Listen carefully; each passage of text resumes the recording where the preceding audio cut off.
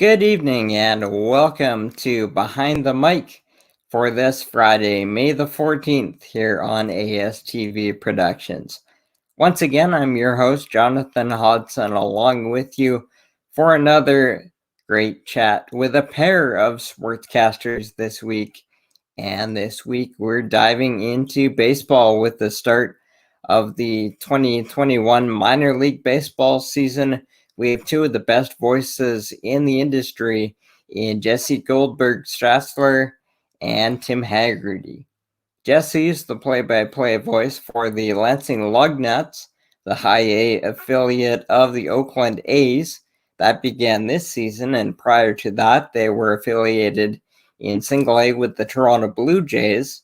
And Tim is the voice of the AAA El Paso Chihuahuas, who are affiliated with the San Diego Padres. Both of them are also published authors with baseball books, so we'll get into those stories and tell you about that as well. And they've had a variety of experiences on their way up, and so we'll get to know their path and share some stories about their time in minor league baseball. So before we step aside and bring in Jesse and Tim on the other side of a break, we'll remind you that you can find all of our previous episodes of Behind the Mic on astvproductions.com. That's where you can find all of our archives, as well as all of our shows, all of our other shows here at ASTV, as well as our live game broadcasts. They all go to the website, and we also are simulcasting tonight on Facebook. And if you want further updates, you can also follow ASTV on Twitter. So we won't waste your time. We'll get right into it on the other side of a break. Once again, thanks for watching us wherever you're tuned in from this evening. We'll be right back with Jesse and Tim.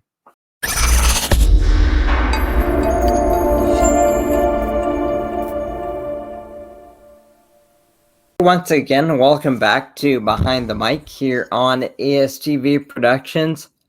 Jonathan Hodgson joined now by our two guests this evening. Thrilled to be joined by Jesse Goldberg-Strassler from the Lansing Lugnuts and Tim Hagerty from the El Paso Chihuahuas. Guys, thanks so much for joining us. Thank you. Nice to meet you. Same here as well, and we've communicated online, both myself, both with you, Tim, and with you, Jesse. We've had the chance to communicate online and get familiar with each other's work a little bit, but this is a great opportunity to finally connect directly and collaborate on something, and that's something that this past year has been good for, that I've found is getting creative with staying busy and keeping productive. How did you guys find that season without minor league baseball? How did you guys stay productive and stay busy? Well, should I go first? Sure. I was very fortunate to continue to be employed by the Chihuahuas. We did a weekly show called Chihuahuas Chatter. We learned a lot about websites like this and cameras and microphones, and how we can tape players with interviews, player interviews remotely. And it turned out to be well received. I think that people in El Paso really missed it, and they were thirsty for baseball. And while it wasn't a live game or a live game broadcast, people really got into it. And I really missed broadcasting games. I think obviously there were much bigger problems in the world with, so many deaths because of the pandemic, the biggest one of all. But it was a loss. I think back, Jesse and I, when we were younger, you're fighting for jobs, for games, for airtime, however you can. And, I feel it when I miss one game because of laryngitis or having to attend a wedding. I think I feel like something's being taken away. So to lose 140 games was tough, but as the summer went on and I heard about more and more people that were being furloughed or worse, that feeling went away, and I suddenly felt very lucky to still be employed.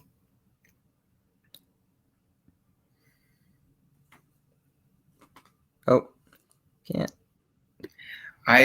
In December of 2019, I became a dad. I had a baby born in late December. So I was already approaching the year going, all right, how am I going to balance out parenting responsibilities with the rigors and the travel of a full season? Because I'm going to be away half the time anyway. And that already, there's the challenge that it puts on a relationship. All right, what's it going to put on the parenting relationship? And then when spring training was shut down, and when they announced minor league baseball's opening day was being pushed back, and then there was no minor league baseball season, my silver lining was that I got to be there and be a parent, as my wife, as a therapist, is meeting with all of her clients over video chat, and so I'm taking care of the baby. So that was really a bright silver lining, but every single wonderful weather day, April, May, June, July, I'm just going, I should be at the ballpark right now. I should be broadcasting a game. And I agree with what Tim said. It was heartbreaking to learn of person after person after person that I know, coworkers, losing their positions, that there was a feeling of stability that I felt that I stayed on with my team, and that I had this faith that when the next baseball season came around, that I would be broadcasting those games. But just seeing how devastating it was. We did a couple of different things. We did a faux opening day with West Michigan, where we just did a dice rolling simulation, and me and the broadcaster for the Whitecaps video chatted and called the game together, just recreated it. And then late July through August, the person in charge of special events and stadium operations in Lansing put together a lemonade league, which was baseball players at the college level throughout the state of Michigan just driving over and playing baseball games, 20 of them. They'd come over with show and goes, basically, and played 20 of them from late July through August. So our ballpark was hosting games. But around that time, I got very sick with a non-contagious, non-COVID illness. So from late July through the end of August for 6 weeks, I was pretty debilitated. I'd spend the day in bed, and then I'd drive over and I'd call the game. Thank you, Advil. And then I'd go right back to bed. It was a very challenging season personally, and especially challenging because it's so important to be social and to see people. That's something that I missed from not traveling. So yeah, it very, very good to be with my family. But my goodness, just being back at the ballpark and seeing baseball games this year has been something else. Absolutely, and we'll get into how this season is going in a second. But it's also important to note that while the more important things were going on and are still going on with respect to COVID and such, minor league baseball's face got reconfigured since the last time that you guys were in a broadcast booth before this season. The landscape went from 162 minor league teams to 120. Tim, the Chihuahuas stayed at AAA with the Padres, but Jesse, the Lansing Lugnuts, and I'm close to Vancouver, and one of my good friends in the industry is Rob Fay, formerly from the Vancouver Canadians. So I've heard a little bit of the Vancouver Canadians side of the story, but the Canadians looked at one time like they were going to be with the Oakland Athletics, and they ended up staying with the Blue Jays, and the Lansing Lugnuts ended up changing affiliations from single A with the Blue Jays to high A with the Athletics. How's that change been with switching organizations? It's like getting dropped into a new high school and having to learn everybody new, learning all the names, learning what everybody is like. So it's been pretty fascinating. Coaching staff, director of minor league operations, the new affiliates, and all of these new players, just getting to know everyone for the first time, trying to get off on the right foot and build trust, which has been difficult when the relationships have to be different because I'm not in the bubble. But it has been exciting to get to know this whole new organization and to be a part of an organization like the Athletics where we check in with the Major League Scoreboard and they found another way to win. Absolutely. And so let's talk about the early season a little bit. Tim, I'll start with you. I believe you're 5 games in, and tonight is game number 6 in Tacoma against the Rainiers, the AAA team for Seattle. How's the first series been? How was the first call? Are you feeling back in the flow a little bit now? It's great to be back at the ballpark. Opening night did bring out some emotions that I hadn't felt, some senses you hadn't experienced in a while, just everything from a crowd noise in your headset to certain ballpark smells. And we're lucky to open up in Tacoma, one of my favorite places to go, just a really cool, unique stadium here. As far as if I'm in the rhythm or not, no, I think that, at least for me, even after a normal offseason, the first couple of games, I don't feel like I have the precise timing, breathing, pacing as I would in midsummer. So this year, maybe even more so because of an entire missed season. At least for me, it is not like riding a bike. I think that in a typical year, my broadcast on May 1st is better than April 1st for sure. But that being said, last night, game 5, I think I noticed it's like, okay, slow down. Just you can put little gaps of 5 seconds at a time. Just breathe, then tell that story. Don't overwhelm people. I think about it like if you and I were driving in a car and it was a long car ride and I was telling you a story, I wouldn't just go into the next story. We'd sort of pause, we'd breathe, and then we'd go to the next part. And I also find that at the beginning of seasons, there's all these new players in the minor leagues.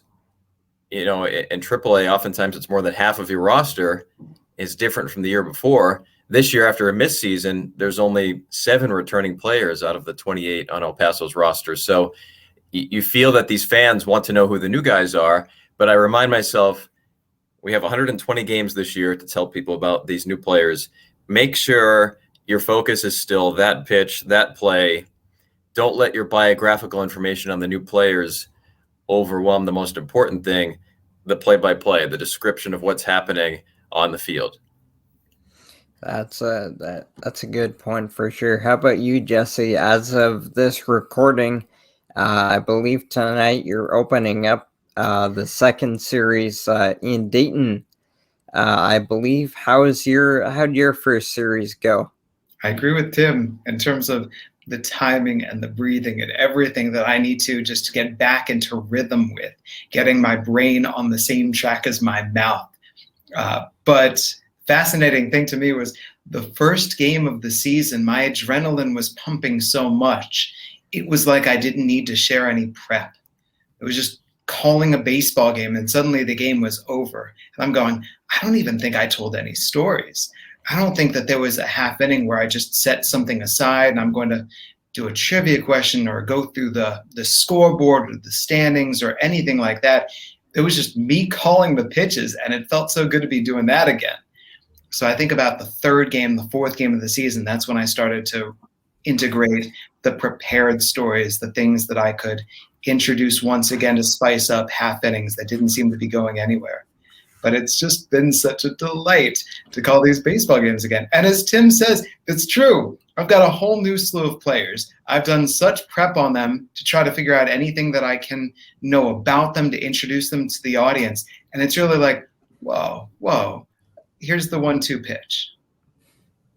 And that's one of the really special things about not just sportscasting, but being the voice of a team that follows the team around and does all the games, is that you're a conduit between the team and the fans, and people go to you to learn about the team, obviously to hear the games. But I remember back to my time doing summer collegiate baseball, we would have players that would be going up to Canada for the first time in their lives, and it wouldn't be, and they would go a few days between calling home to talk to mom and dad, and so I would get comments from my listeners like, "Hey, I have to listen to you to know how my son is doing."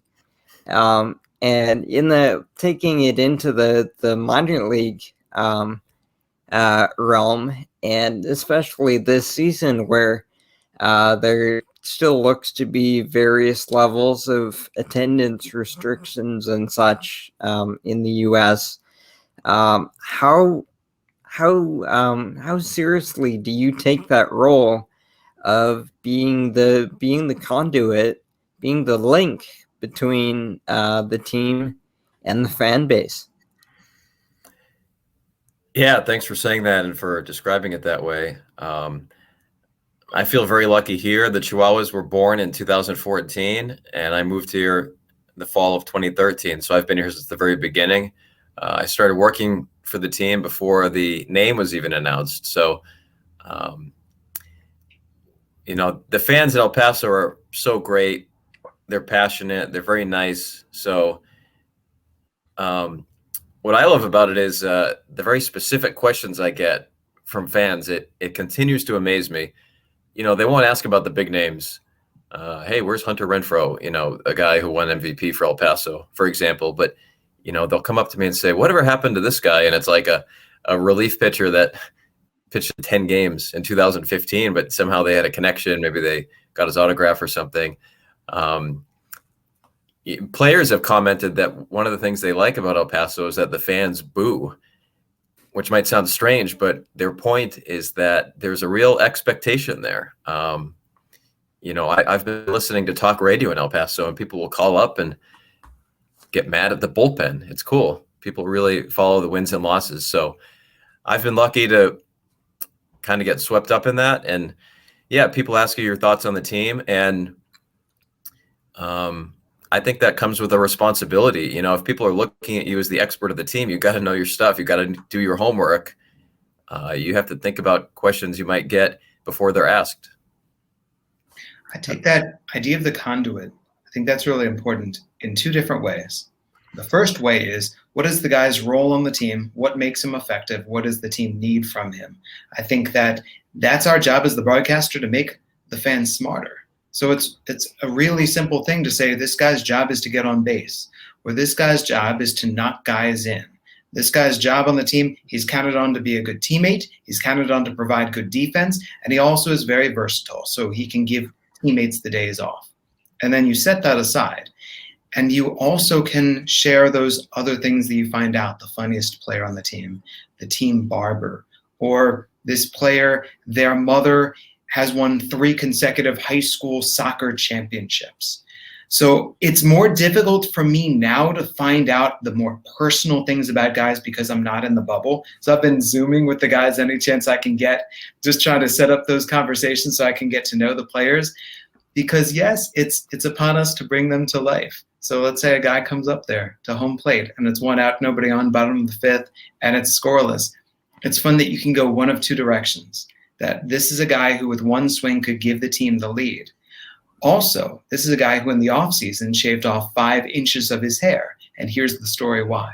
So I think that's a really tantalizing divergence for us as a broadcaster of what direction do we want to go in telling this player's story. Absolutely.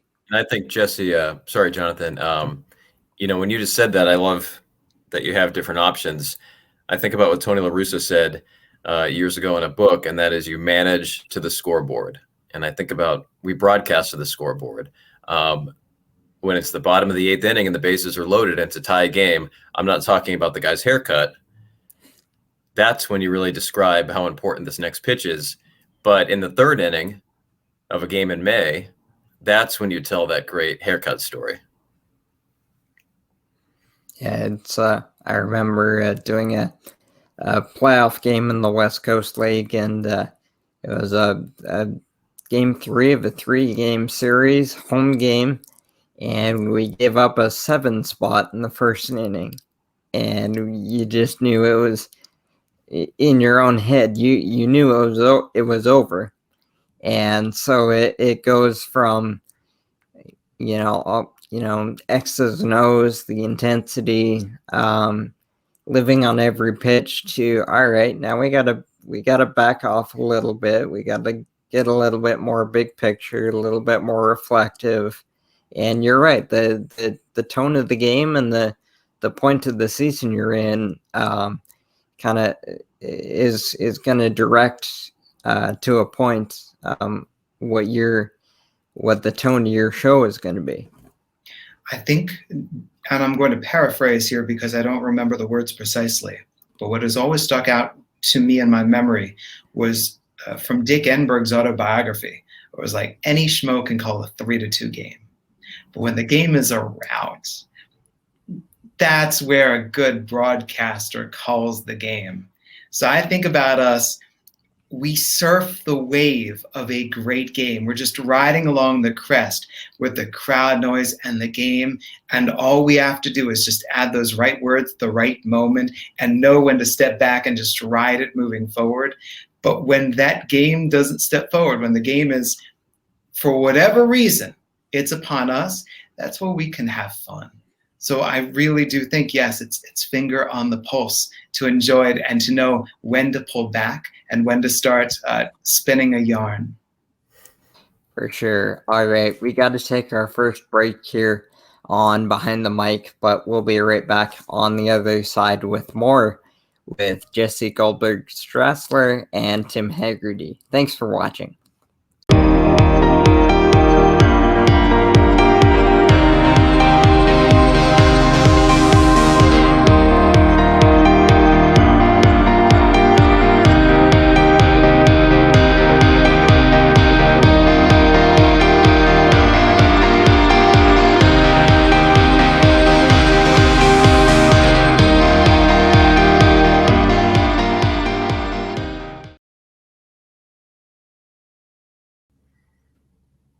And we're back on Behind the Mic here on ASTV Productions and on ASTV Facebook. Jonathan Hodgson in conversation this week with Jesse Goldberg-Strassler from the Lansing Lugnuts and Tim Hagerty from the El Paso Chihuahuas, talking about the opening of the 2021 minor league baseball season. And we got in some good talk in that first block about the season and what last season looked like, and got into a little bit of shop talk. And I wanted to note, as we open up our second segment here, that your teams, the Lansing Lugnuts and the Chihuahuas, in my estimation, two of the best name and hat logo combos in the minor leagues. And that's a trend that we're seeing in the minor leagues in the last even 10 years or so, with teams rebranding to new kind of fresh, kind of fun, zany names and looks. Tim, I'll start with you. What are your thoughts as a baseball fan when you see some of the new looks and the new identities of teams around the minors? Yeah, you're right. So the Chihuahuas were born in October of 2013, as far as the team name and the team brand, and it got a mixed response at first. You mentioned the hats. One thing I think back to in the days after the Chihuahuas were introduced, some people loved it and some people hated it. But nobody complained about the logos. I think they did a great job with a couple of alternate logos with the primary logo. Since then, there certainly have been some zany ones, to borrow Jonathan's word. Back in the Pacific Coast League, when the Pacific Coast League existed, the New Orleans baby cakes, that one got a lot of attention. But I love most of them. I think a good name really connects to the city. We live in the Chihuahuan Desert in El Paso, among some other connections to Chihuahuas.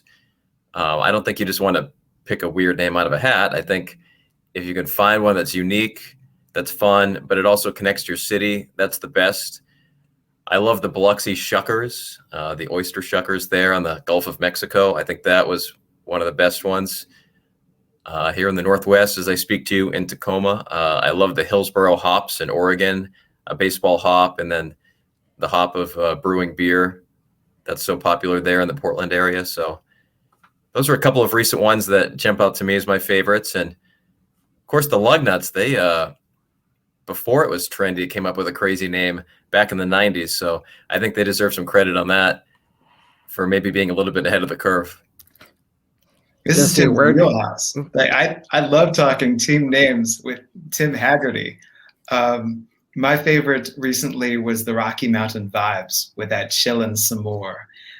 But the Lansing Lugnuts, yes, since 1995 it was introduced. In 1996 it came out, and the Lugnuts Booster Club purchased an enormous titanium lugnut that they put on top of the Lansing Board of Water and Light smokestack that is right across from the stadium. It looks awesome.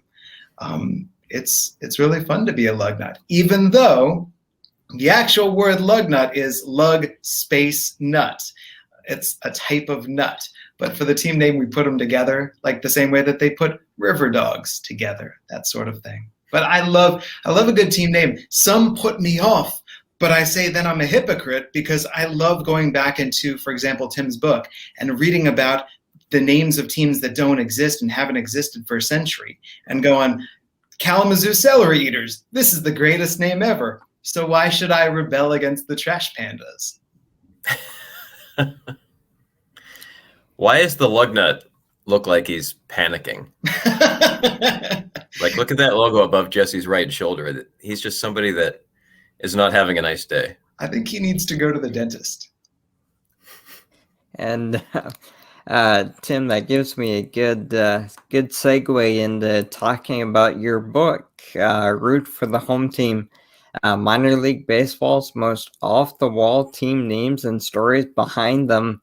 You got the foreword of that book by Bill Ripken, and we kind of got into it a little bit more with that. But where did the inspiration for the book come from, and when did you think that you know what, this would be a fun project and something I could turn into a book? Yeah, that book came out in 2012. I guess almost a decade ago now. But the origin was in 2004. The first professional team I broadcast for was the Idaho Falls Chuckers.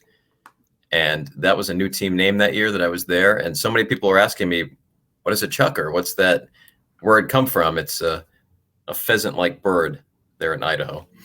But it made me curious about other minor league team names.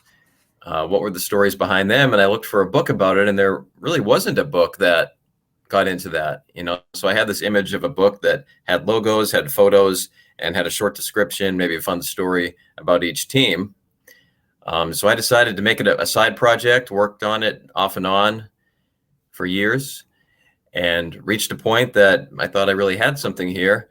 I had never written a book before. I had no idea how this got from my laptop into a bookstore. So I actually bought How to Get Your Book Published for Dummies. That's a real book. And it actually was great because it explained book proposals, what you're looking for when you're contacting a publisher, marketing strategies. And after some rejection letters, was able to get a call back from Cider Mill Press. They're based in Maine. And I found them because they really specialize in like visual books. All their books are very colorful and really graphic design oriented. They do distribution through Simon & Schuster, so it really blasted it out there to bookstores.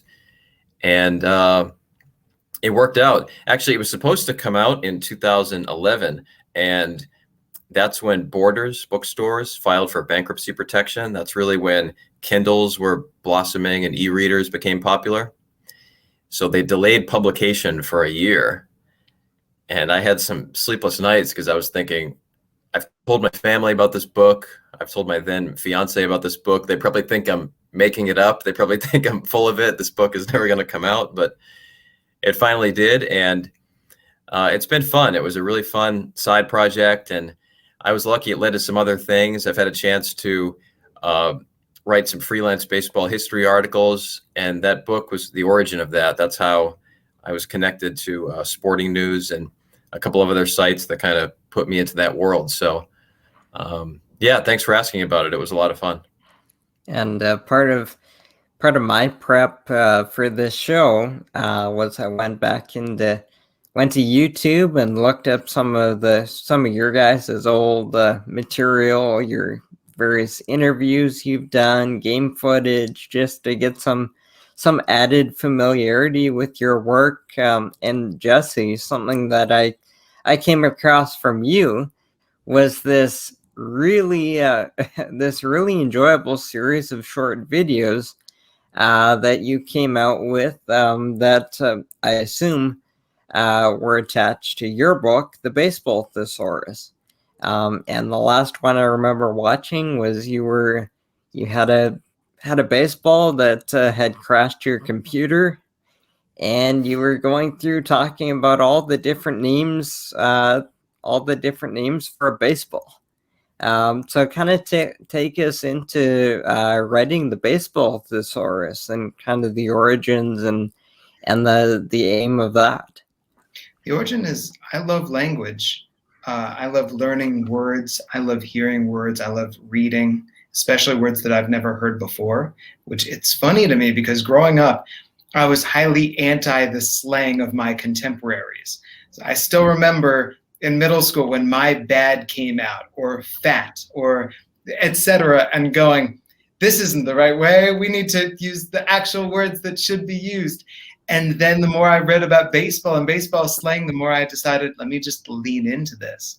So you combine that love of language with the fact that when I first started broadcasting baseball, I had a very limited vocabulary. Every single ball that was hit hard was hammered. Every single runner who was running around the bases was dashing around the bases. Every single pitch was described the same way and onward. And that just doesn't fly for a broadcaster. So I started putting together lists of different words I could use. And then that led me into listening to broadcasters, reading more, reached out to Paul Dixon, the creator of the Dixon Baseball Dictionary. Turned out that he had already compiled the thesaurus with Skip McAfee for the second edition. So now I had some really great authoritative lists that I could work on. And I was sharing with other broadcasters, and it just kept on expanding and expanding. And to the point where I thought maybe I should just self-publish this. But one night I sent an impulsive email out to a literary agent, and he wrote me back immediately the next day, and he said, you've got something here. I'm going to need you to quadruple the size. I think it was something like 8,000 words at the time. Make it bigger. So I made it bigger, and I just kept on writing more and doing more research into why we say what we say and all of the different little subtleties to baseball language and slang that used to exist, that currently exist. So it all dated back from me not having the words. It's funny now because I get asked, what's the right word for this? As if I'm some sort of baseball word expert, when I think I'm the farthest from it. The people who are would not have needed to write a book to help them out with it. And one of the players that you've been able to call in Lansing in 2017, I believe it was, who was hammering baseballs all season, was Vladdy Guerrero Jr. You had I believe it was about 70 games of Vladdy and Bo Bichette. Take us back to that season when you had the two of the Blue Jays blue chip prospects come through, and kind of the excitement that fills a minor league ballpark and even an organization when you get prospects like that coming through. I'll first take you to 2016 because we made a road trip to Lake County, and I was told, hey, don't tell anybody, but we're going to have somebody join us. And there's this teenager with braces, 17 years of age, Vladdy Guerrero Jr. And he's taking batting practice with us. And I was told if any scout asks, if any Lake County captain asks, anybody asks, he's nobody. He's just a guy taking BP.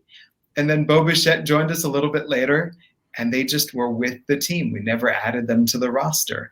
Bo Bichette earlier on that summer had had his appendix burst in his body, and then his body absorbed everything, and he was fine. It was a ridiculous story that how could a guy's appendix burst and his body just regenerate? So there's 18-year-old Bo and 17-year-old Vladdy, And they held a home run derby before the Crosstown Showdown, our exhibition game against Michigan State, where Vladdy Guerrero Jr. hit a ball off the scoreboard, the video board. Bo Bichette beat him because Bo wanted to make sure that Vladdy could not beat him in this home run derby. That's how competitive he was. Fast forward to the next year, and all we heard about is it's going to be too cold. It's April. They're going to struggle, but all the veterans that we've got coming in are going to lead the way. And so, of course, there are two best players. Bo was hitting well above 400 in June. Vladdy Guerrero Jr. was again blasting balls off the video board and scoreboard. And all the while, I'm being told by people, man, in a kid's body. And it's, no, these were two teenagers off the field who were having a great time. And Bo was loving his video games. And Vladdy Jr. had his grandmother living in his apartment cooking for them. But they were two kids who were just really, really good at baseball. So then they got promoted in early July, but it was a pleasure to watch them play. And Tim, two players that catch my eye that you got to call on their way through El Paso will catch the eye of our Canadian baseball fans who watch this show. Josh Naylor and Cal Quantrill came through El Paso on their way to the big leagues. What stood out to you? What jumped out to you about watching those two? Yeah, I remember speaking to Cal. He had gone up and made his major league debut and then came back to El Paso. And he was such a focused, regimented, had a routine. But when I asked him, were you nervous? I was startled at his answer. He said, oh my God, my heart was beating out of my chest. I was terrified. He was so nervous.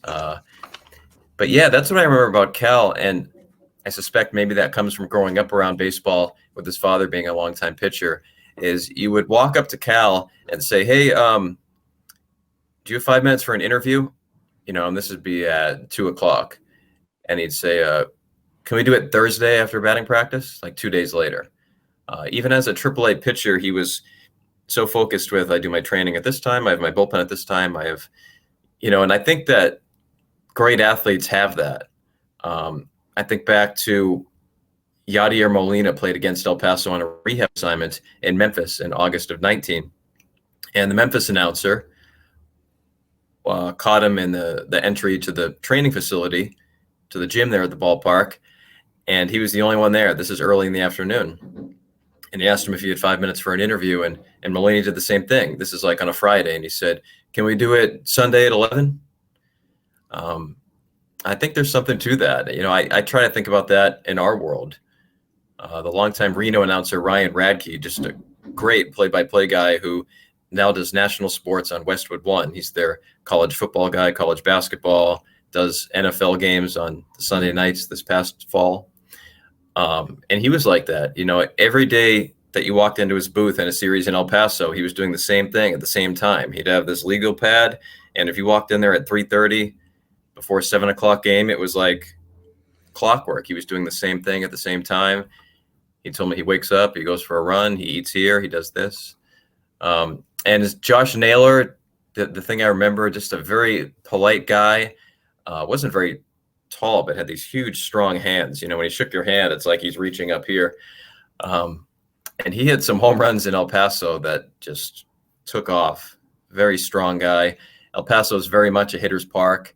And in 2019, when AAA baseball started using the major league balls that have a tendency to not have any drag at all, it was like a driving range in El Paso. El Paso hit 285 home runs in 140 games to set a league record. So Keller was a big part of that. He hit some long ones out onto the street in downtown El Paso. So I'm happy to see him getting regular playing time with the Indians, and Cal Quantrill with the Indians as well. It's funny, the Padres have been so active that there are more former Chihuahuas on the Cleveland Indians than there are the San Diego Padres. Yeah. What's that been like to watch the wheeling and dealing from the Padres and all your former players going to different spots? Yeah, I think there's some El Pasoans that maybe wish there was more former Chihuahuas on the Padres, but I think it's kind of cool. I went through the other day, and there's been 22 out of the 30 major league teams have had a former Chihuahua at some point. So while not all of them are with San Diego, these guys are getting to the major leagues. In 7 seasons, we're up to 61 guys have made their major league debut. And I think it's kind of cool to pull up a random box score, Milwaukee versus St. Louis, and you see a couple former Chihuahuas on each side. And last one before we go to our next break, you alluded to the Chihuahuas setting a PCL home run record that season. You've also called a Pacific Coast League Championship season. And of course, we talked earlier a little bit about the changes in minor league baseball.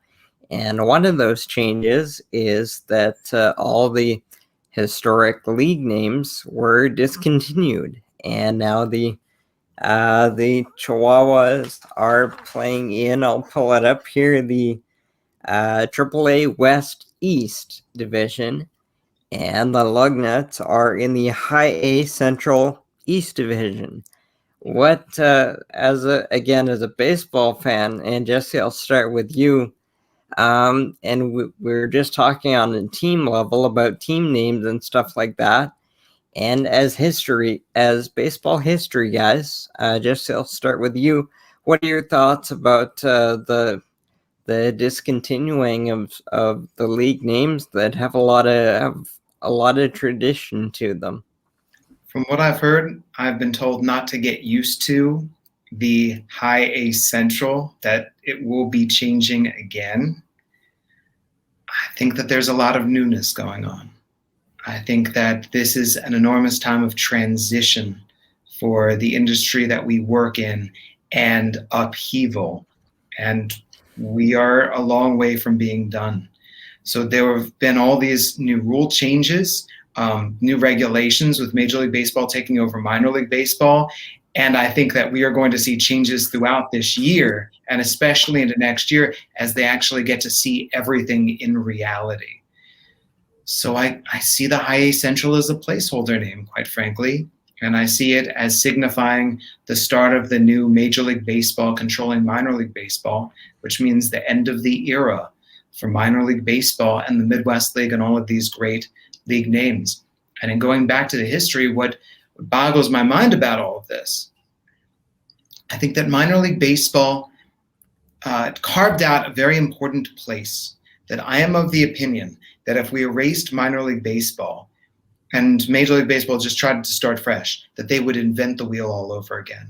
That Major League Baseball would start to sign players, draft players who are not ready for the major leagues yet. All right, so now they've got to play somewhere. Where are they going to play? All right, they're going to play in the complex or wherever that might be, but they need players to play with who are not going to be as good as them. All right, so now we've set up a series of teams. All right, but there are guys who are farther away from the major leagues than others, so now you have to set up a series of levels of teams. All right, now as we scout around and we see everything going on, there are independent teams that I see players where they might be good, but they might not be ready to sign yet, so let's purchase those players, or let's buy stock in those players. And it brings us right back to where Branch Rickey was as he was setting up the minor league system and purchasing pieces of minor league teams all over the country.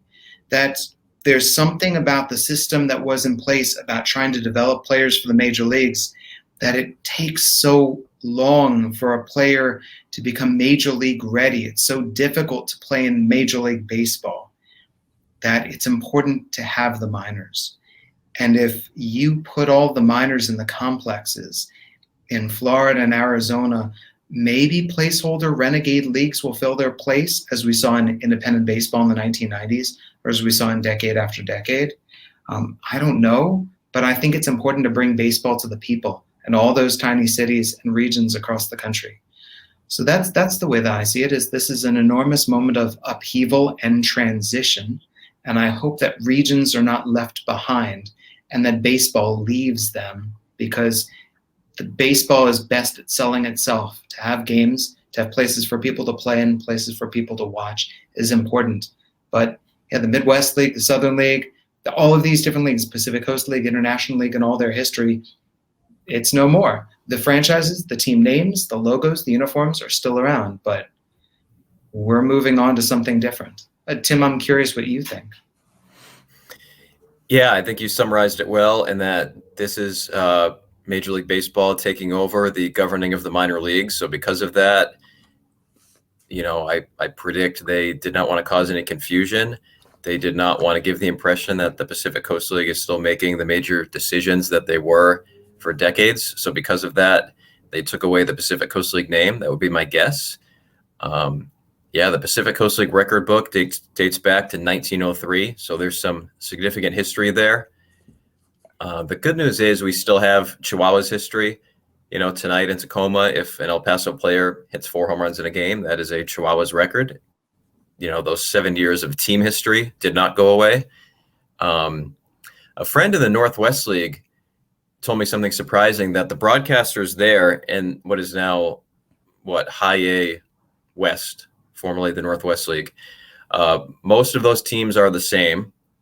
And he said they got together as a group, and the consensus was they're going to continue recognizing the Northwest League record book. So they're calling, if there's a no-hitter in the Hillsborough-Vancouver game, they'll call that the 100th no-hitter in league history. I was surprised by that. I recognize trying to maintain that history, but I'm not sure that is the Northwest League. That's a new league. So I think that if I had a vote there, that would require some more thought. But yeah, I think there is something lost when you talk about leagues like the Texas League that go back so far. But as Jesse described, it is a time of transition. Major League Baseball is taking over things. And I've been relieved at the plans for the teams that lost affiliated baseball in those cities. I was concerned about that, but I've been relieved at the development of some new leagues that are independent, that are prospect-based leagues for people trying to get drafted, and that these ballparks will still have live games in 2021. And I hope it thrives for them, because I think your average family that goes out to a couple games a year are still entertained by that, even though they don't have that major league affiliation anymore. It's certainly better than an empty ballpark for sure. So I'm relieved that those cities continue to employ people and continue to have live games for their communities. Yeah, that's a good point. The minor leagues and the local ballparks are where most of your fans are going to get their first live exposure to baseball. So it's good to see the new leagues developing to at least keep those ballparks active in all the different markets. We got to take a break here. We'll step aside for a moment and be back on the other side of this message with one more segment with Jesse and Tim here on Behind the Mic on ASTV Productions.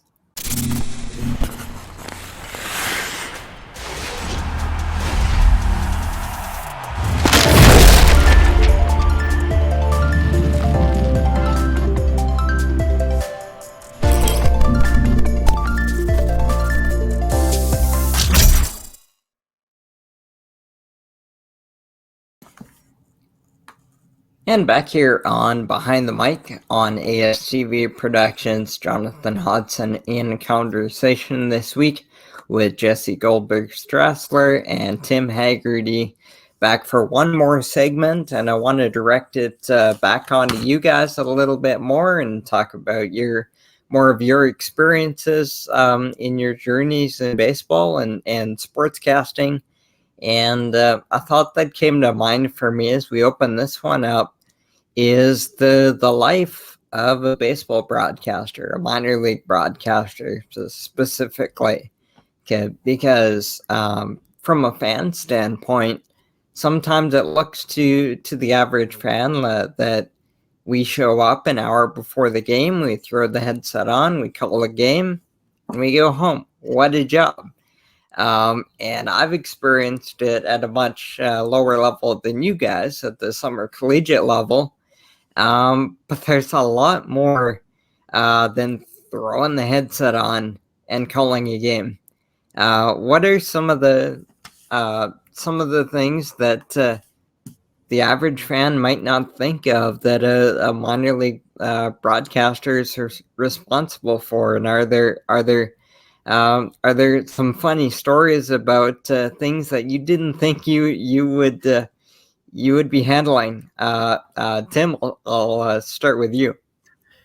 Yeah, there have been a lot of off-air duties over the years, but I think that's been a good thing. That's helped me be employable for future opportunities. If you can call the game solidly, but also assist in other areas, that makes you that much more valuable. But yeah, with the Chihuahuas, I'm also the manager of media relations. So when it comes to roster moves, player interview requests from local media, a post-game summary, updating the website, photo requests, the list goes on. I'm also overseeing that. And I also work in corporate sales for the team, mostly during the off season, contacting businesses and looking to sell opportunities that give them exposure at the ballpark. So yeah, there's a lot more than broadcasting the game. That's the thing that I've worked on, that I still work on, that I've worked on for 17 years now, is sometimes at 6:55 when the broadcast begins, I'm out of gas, I'm tired already. And I've noticed, especially now that I'm in my late 30s and not in my 20s, that just how important it is to get a solid good night's sleep, how much that helps your broadcast the next day, because your body is working throughout the day. It's not as if we have a chance to sleep from midnight to 11 and then kind of take our time, as you were describing. As far as some funny stories, I remember back in Portland, this is like 2009, I was working in sales, and there was this hospital that was looking to buy a big block of tickets, huge, like hundreds of employees to come out to a game. So this would be a good thing for me and my sales total. This would be a nice, big, profitable sale. And the woman on the phone said to me, okay, we'll do it if you can get the mascot out here for an event. We'll have a deal. And I said, okay, deal. And in my head, I'm thinking, can we do that? So I approached the person that oversees the mascot, and they kind of laughed. They said, well, we have the suit, but our guy is busy that day. So I was the mascot. I went to the hospital. I'd never done this before. There I was, the broadcaster for a AAA team, throwing on the Lucky Beaver mask. What I realized is that you really have no peripheral vision. I could only see right here. So when this kid kicked me in the side, I had no idea that was coming. But yeah, I think you have to take that with a smile. I don't think you can be a diva and think you're above putting on a mascot suit if you have to do that. Occasionally I've had to clean things. It's the season's over. It's October 1st in Mobile, Alabama. And rather than hiring a cleaning crew to clean the clubhouse, you just assist. You recognize that, okay, for this one day of work, I'm going to go in with shorts and a t-shirt. I'm going to get dirty. I'm going to be mopping floors, and you roll with the punches and you do it and try to help the team any way you can, as they say in Bull Durham. I was a mascot for the first full month that I was interning with the Brockton Rocks. I was a boxing kangaroo, and that included going to school assemblies to encourage kids to read.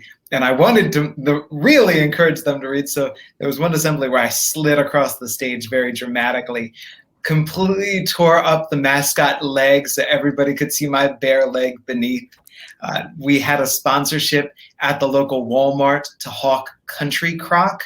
The Country Crock wanted our mascot to especially want people to encourage it. So there I was trying to put Country Crock in everybody's shopping carts with my big boxing gloves and my kangaroo pouch. Most recently, during this past year in 2020, we're showing movies at the stadium because we don't have baseball games. So it was a blast to take a broom and go row to row throughout the seating bowl and knock out all the spider webs that were built every single day, so that anyone who was coming down to take their seats, they didn't have to contend with all the spider webs. But with regard to everything that we do, I run the Michigan Baseball Hall of Fame. There's marketing and social media and website, and so much website design and redesign that I have to continually relearn and learn again, and all the Photoshop graphic work, things that I do not have inherent skills, but just figure it out and get by. Because Tim's right. You get to the broadcast that night and you worked a full day and you're just going, I need to bring energy throughout this broadcast for me and for my listener. But it's really easy to burn yourself out, especially over the course of a long summer. And Jesse, something that I want to make sure that we talk about a little bit, something that you've done for a number of years, I believe, is your recreation game, where you spend one game a year recreating it, not being able to see the game, and you recreate it like they would in the earliest days. What made you want to do the recreation game, and kind of give us the details on that? Well, I lie to myself and I say it's about paying tribute rather than my own ego. And now suddenly it's gotten in style. So many broadcasters are having to recreate because none of us can travel. Tim, I'm glad that you are able to travel. And there are a couple in the High A Central who do, but in our Eastern Division, we can't. So it's me, and I've shared my background bed with broadcaster after broadcasters calling the game from their own booth. Like tonight, I'm in Lansing, the team's in Dayton, so here we go. But Jonathan, it all stems back to when I was in Brockton. I got assigned this, me and Matt Miola, who is the other number one. We had two number one broadcasters. We had two radio stations. One broadcaster, Dave Raymond, called the games on the flagship radio station, but then we had a second radio station, and Matt called the games on that. How many independent teams have two number one broadcasters? So I was Dave's number two. I was at the radio station just as his board op engineering. But Matt Miola and I were assigned, hey, recreate this game, sit side by side in the studio, and pass messages back and forth and use sound effects. And then fast forward, 2006, 2007, when I was with Jim Tocco in the Southern League, Jim had always wanted to do this game, but then in actuality, we never did it. And I'll just throw in this as a side anecdote. When I first joined the Montgomery Biscuits, Tocco gave me a scattering report on every broadcaster in the league, and he stopped when it came to Tim Hagerty. And he said, Hags is the guy. You're going to love him. Wait till he comes to town. And then the conversations that Tocco and Tim would engage in were such high level and so much fun that I was blown away. So that was my first impression of Tim Hagerty, was 06 in the Southern League, just being a higher level broadcaster than I could ever imagine. But 2008 rolls around, I'm in the Frontier League Independent Ball, and all of our internet gets knocked out of the press box. So I could only call the game from the front office, where there's no view of the game. And I thought back 3 years prior, and I thought, well, I could just try to recreate it like I did with Brockton. So I did, and it turned out to be a no-hitter. And that was such a memorable night that I decided when I got the Lugnuts job in 2009, why don't I just do this once a year? And so 2009 through 2019, just once a year, I would recreate a game, either out of ego or personal tribute. And Tim, I want to talk a little bit to both of you about the importance of mentorship between broadcasters, and having people that you look to or you listen to. So Tim, I'll start with you. Along your journey, have there been people that other broadcasters that you watch and you listen to, and have there been mentors along the way that have helped you along? Yeah, many. I think that's been such a gift of the industry we're in, is how many people with some big resumes are willing to help. As far as mentors, the first person that comes to mind is Rich Burke, who was the longtime voice of the Portland Beavers, now does Pac-12 Network, ESPN work, lives in Portland. From 08 through 2010, I was the second broadcaster there, but did a group of games solo when Rich would do TV or have other assignments. But not just his preparation and how good he is on the air. I still think he's one of the best there is in the whole country. But just how he treats people. I remember one day in like 2008, the Portland Beavers equipment made it back from a trip from New Orleans, but his broadcast gear didn't. It got stuck in some city and it wasn't going to be there till the next day. So it's like 4 o'clock in the afternoon. And we're not talking about, an equipment issue. Like there's none. There's no equipment. It's in the Dallas airport or something for a Portland home game. And I began to feel that tension. I didn't show it, but like internally I was scrambling. And Rich just sort of exhaled and said, well, if that's the worst thing that happens to me today, I'm doing okay. Like that's honestly how he thinks. Our broadcast setup in Portland, we didn't have an isolated press box. It was like press row, like a basketball arena, and fans could walk right up to you. And I love hearing from fans and speaking to them 23 hours of the day. But between 6 and 7, I'm really focused and I fake it and I'm polite, but I didn't handle that great. I probably was brief, but he was never like that.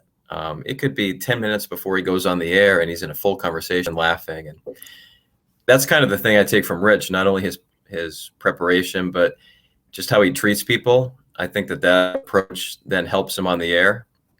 Other people that have been so kind for me over the years, Mario Impemba, the longtime voice of the Detroit Tigers, who since has done Major League Baseball for other teams. He broadcasted AAA Tucson years before I did, so that was our connection. Likewise for Vince Cotroneo, he did Tucson. Both of them, about 10 years ago, listened to a tape and were very helpful and gave me feedback. I don't want to leave people off. Joe Block is a great friend with the Pirates who's provided great advice. Jerry Schemmel, who did Rockies games for a long time. Jerry, I was just thinking about something he told me the other night in one of our games, in that you're telling stories, you're giving bio, you're filling the time. But if it's like runners in second and third, there's a potential where if this hit goes to the outfield, this is going to score some runs. Schemmel's advice was like, at that point, really kind of crank up your voice, kind of add some drama, toss some things aside, even if it's the second inning. I think about that as that's kind of baseball's version of if a team in the NFL is on the 5-yard line. Like all of a sudden that play-by-play sounds a little different. Something big could happen here. And Jerry felt like I needed a little more of that, like a little more, I want nobody on base and a couple runners on base to sound different. But the list goes on. People, spend that time. These people are busy and they spend 10 minutes to listen to an inning and then 15 more minutes to write you an email. And I want to emphasize there's many more people than the people I've listed that have been helpful, and I'm very grateful to that.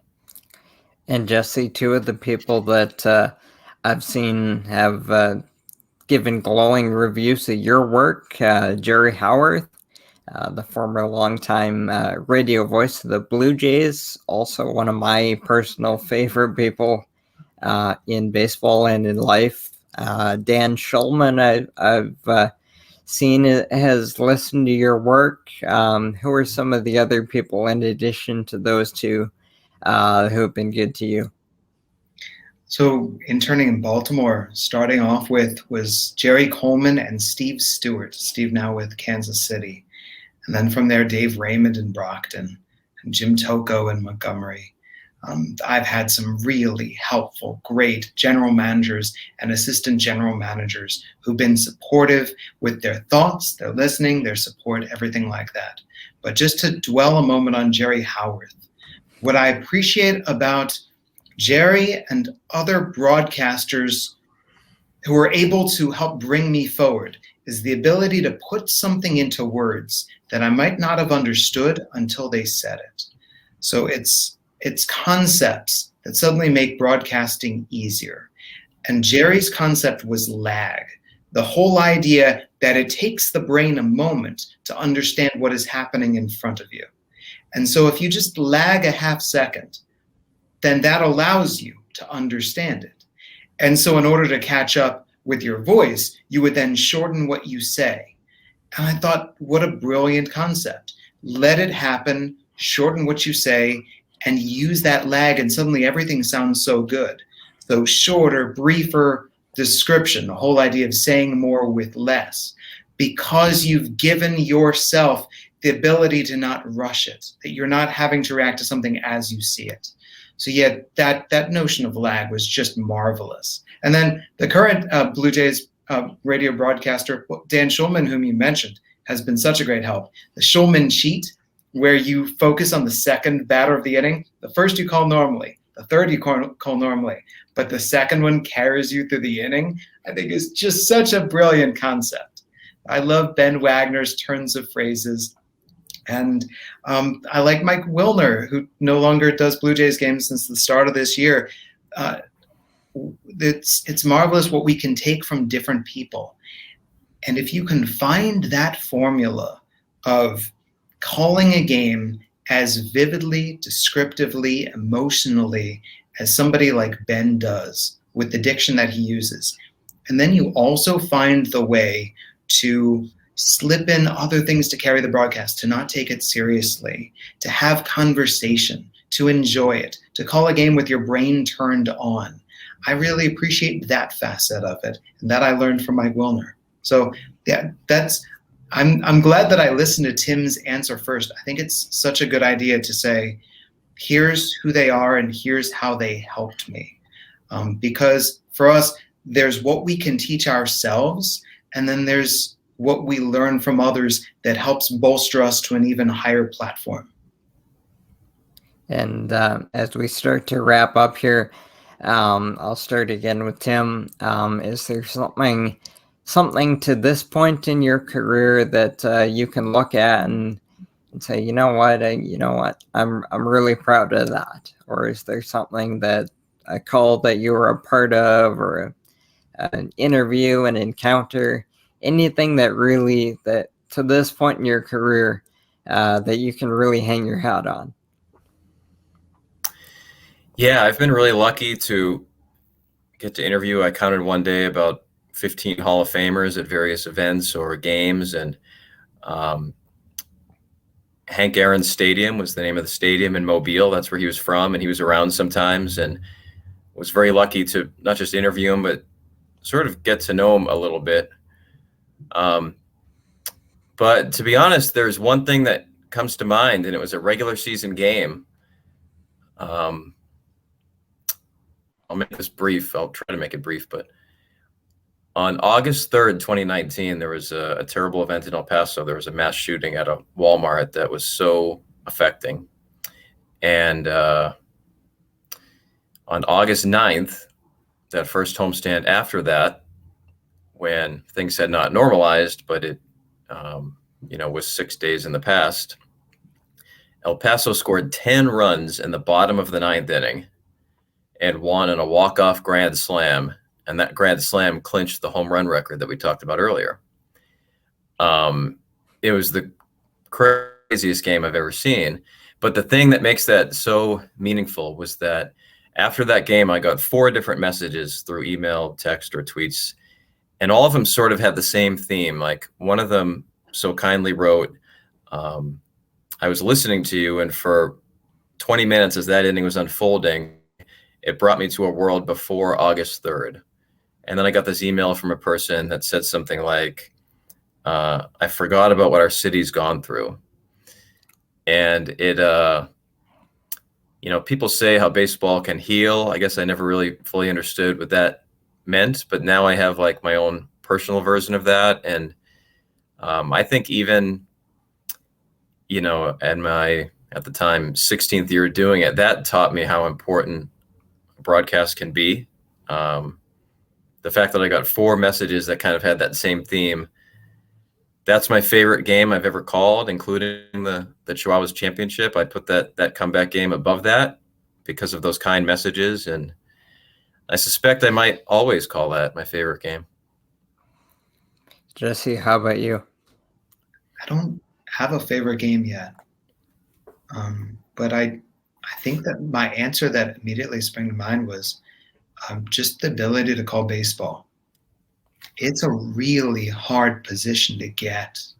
It's a really hard job to be hired for, to be the voice of a ball club. And it's a hard job to keep. It's a job that is just so rewarding on night-by-night basis, to sit there at the microphone to watch a baseball game and to describe it And so it validates itself on a day-by-day, like every single time. Turn on the microphone, get all the equipment ready, write out the lineup card, and it takes care of itself. That's a great way to look at it. Well, guys, we got to wrap up, but thanks so much for spending an hour with us and sharing your experiences and some of your stories. It's been a lot of fun, and at a lot of points during my time doing this show, I've had the thought run through my head of how did I get on the same screen with those people. I've had major league people. I've had National Sports Center people. I've had NBA people, and the two of you are on that list. I know you two are extremely highly thought of and accomplished at the minor league level, and so the chance to share an hour with you and collaborate with you, and for you guys to give me your time on game day, I really appreciate it. So thanks, guys. Hey, Tim saw me at my lowest calling the 2006 All-Star Game Home Run Derby, where I was the worst I've ever been, and he did his best to carry me forward. I'm sorry that I sacrificed time that you could have spent hearing Tim tell amazing Morse stories. But thank you. Yeah, thanks, Jonathan. I appreciate the kind words. Jesse, great to see your face again. And yeah, Jonathan, you belong on the screen with any of us, so I enjoyed talking to you. All right, thanks, guys. All right, well, we'll take one more break here on Behind the Mic, and we'll be back on the other side to wrap it up for another week here on Behind the Mic on ASTV Productions.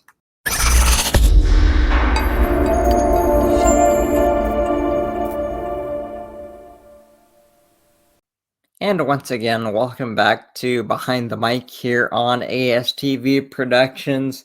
Wrapping up the show for another week, Jonathan Hodgson along with you. Just finished our conversation with minor league broadcasters Jesse Goldberg-Strassler and Tim Hagerty of the Lansing Lugnuts and the El Paso Chihuahuas, respectively. Many thanks for them coming on and spending an hour with us. I know it's game day for them as they prepare for their games tonight with their teams, with the major league season now the minor league season now in full flight. So that was a great time talking to them about their experiences throughout the minors and some of their stories and some of their influences. So definitely appreciate the chance to get together with those guys. And if you want to follow them as they go along, you can find both of them on Twitter, and you can find their games on the social accounts and the websites of the El Paso Chihuahuas and the Lansing Lugnuts. And also for this show, before we go, you can keep in touch with us here on Behind the Mic at astvproductions.com. That's where we keep all of our live shows and our archives, everything we've done here on Behind the Mic. We simulcast on Facebook Friday nights, 5 Pacific, 8 Eastern, same time, same place every week. And also on our website is where you can find all of our live and archive shows for all of our other shows and our live game broadcasts here on ASTV.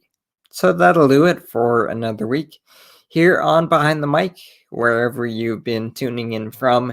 Thanks for spending part of your Friday evening with us. For my guest, Jesse Goldberg-Strassler, and for Tim Hagerty, I'm Jonathan Hodgson. We will talk to you again next Friday.